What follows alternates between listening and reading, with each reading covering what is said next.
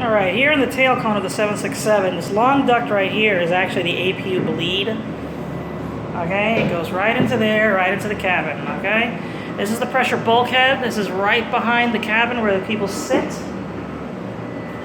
And you see it's pretty big. Okay, this right here, this is the hydraulic operation for the tail skid. Okay. If I remember right, I think this goes off the center system. I'm not sure. I don't remember. But that's what that is right there. Okay? It's a simple unit to change if you ever have to change it.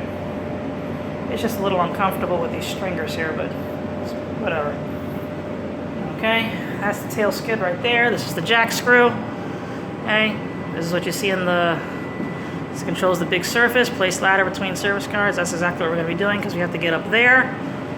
Okay? So this aircraft, it has a couple little steps you can go on. Gotta watch my step too. That's down there. The hatch. Okay, up there, that is the APU inlet door for the inlet. Goes right inside the APU. You can't see it. Hang on. Okay. That's the inlet door. That's where the APU inlet door on the right-hand side of the plane goes in there. That's where the APU is behind there. And that duct comes from right there from the APU. It's the APU bleeder. Okay. So we're back here. We got to troubleshoot this thing. It's not working. The APU, nor is this working. Anyway.